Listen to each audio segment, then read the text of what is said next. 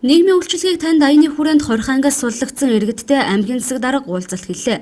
Өршөөлийн хуулинд хамрагдаж хорихангаас суллагдсан Дархан уул аймгийн Харьяат 76 иргэн байна. За эдгээр иргэдийг эрүүл мэндийн үзлэг шинжилгээнд хамруулах, цахим үнэмлэх болон боловсролын бичиг баримтыг нөхөн олгох, мэргэжил сургалт үйлдвэрлэлийн төвд сургалтанд хамруулж мэргэжлийн үнэмлэх олгох зэрэг ажлыг нийгмийн үйлчилгээг танд аяны хүрээнд өрнүүлж байгааг хэлж байна. Ажлын байранд мэргэжилттэй болох сургалтуудыг зохион байгуулна. Энэ үйл ажиллагаанд тав хүн идэвхтэй оролцоорой гэж хэлэх байна. Дээр нь цаашлаад гэрээгээр ажиллах мөн тэндээс өөрсдөө ч мэргэжилттэй хүмүүс байгаа. Энэ мэргэжлийнхаа дагуу цааш ажлын байртай болох тал дээр бол бид анхаарч байгаа. Дээр нь бичиг баримтын зөрчил тэр тал дээр ямар нэгэн асуудалтай байвал хилээд бичиг баримттай болох эрүүл мэндийн дэвтэр гэх мэт энэ үйл ажиллагаанд хамрагдах хэрэгтэй. Мөн эрүүл мэндийн байгууллагууд маань эмнэлгийн үйлчлэгээ онцлогоог нарийн мэргэжлийн эмчнэрийн хүрээнд зохион байгуулж байгаа. Ингээд та бүхнийг мөн бидний адил мөр зэрэгцэж арх даргаснаас хол байгаараа ахиж алдаа ондоо гарахгүйгээр ажил төрөлтөө ингээд цаашдынхаа амьдралын төлөө өөрсдийнхөө гэр бүл, ах トゥ, үр хүүхэд, ээж аавынхаа төлөө ингээд ажилтны хөдөлмөр эрхэлж ингээд цаашдынхаа үйл хэрэгтээр та бүхэн өөрсдийн зүгээс бодолтой, зоригтой байгаасаа гэдэг хүсэлтийг миний бие уламжилж байна.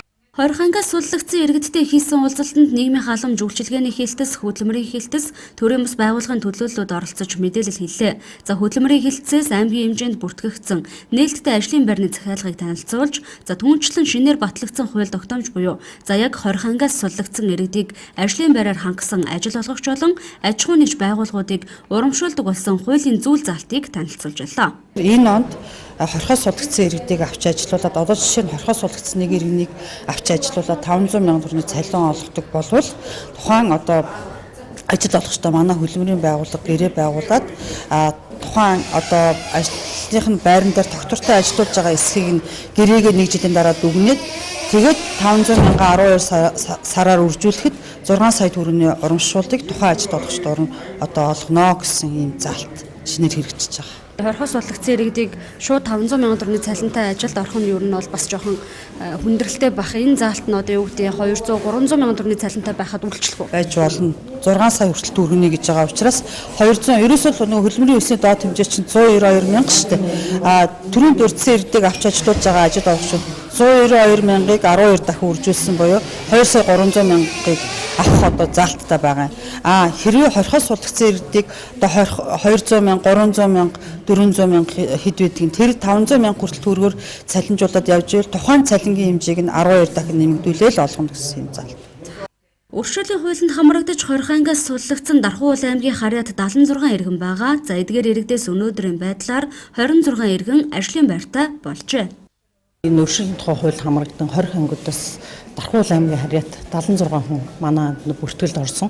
Өнөөдөр энэ бүртгэлд орсон 76 хүнээ цуглуулж энэ холбогдох мэргэжлийн байгууллагууд ажилтаа олох, ажлын байртаа олох, ямар нэг нийгэм халамж үйлчлэлийн хамруулах, эрүүл мэндийн үзлэг шинжилгээнд хамруулах гэх мэтчлээ өөр өөрсөнийхөө чиглэлийн ажил арга хэмжээнүүдийг явуулж байна. Энэ 76 хүн гарч ирснээс одоогийн байдлаар бол 26 хүн ажилд орж ажлын байранд зуучлагдсан. Гол нь энэ хүмүүсээс ажлын байр хамгийн нэг төрөнд шаардлагатай ажлын байр хэрэгтэй байгаа. Энэ ажлын байранд зуучлах чиглэлээр бол цагдаагийн байгууллага хуулийнхаа хүрээнд холбогдох хууль тогтоомж хэрэгжүүлэх хүрээндээ бол холбогдох байгууллагууд энэ хүмүүсийг уйж холбож гүүр болж эдгээр хүмүүсийг ажилтаа олох дахин гэмт хэрэг зөрчил өртөхгүй холбогдохгүй байх чиглэлийн тодорхой хэмжээнүүдийн ажил арга хэмжээнүүдийг ингээд цаашдаа үргэлжлүүлээд энэ ажил бол ингээд дуусчихгүй цаашаа үргэлжлүүлээд бол жилийн хугацаанд энэ ажил арга хэмжээнүүд холбогдох байгууллагуудаа хамтран зохион байгуулж явна.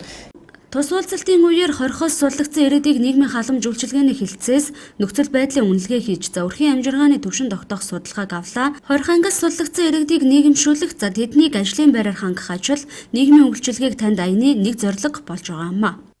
Туслан дэмжин нэгжийн шаардлагатай өөрийнхөө хэрэгцээний цааш тус болох зүйлээр л хүсэмжил гэж юм. Тэгээд одоо зөвл юм хэлж байна. Тий ажил дээр нь ер нь л олдохгүй талдаа. Ялангуяа настай хүмүүст бол ажил олддоггүй юм байна. Тийм боломжтой санагдаж штэ. Дутуу бичгээр өдмөрөвдөө бүгдийн энэс хэлж яриад тэгээд авахд ч бас төхөн юм болов гэж ойлгож штэ. Алаг ирээ энэ орчлонд аавын хүнийг алдсан бол амьдралд дахин бүдрэхгүйгээр өөртөө итгэлтэйгээр урагшлах хүсэл тэмүүлэл тэдэнд бий. За нийгмээс гадуурхаж тэднийг чичлэхгүйгээр за хорхоос суллагдсан иргэдийг нийгэмшүүлэх ажлыг төрийн болон төрийн бус байгууллагууд хамтран зохион байгуулах болно гэдгийг ч за уулзалтын төгсгөлд онцлог хэллээ.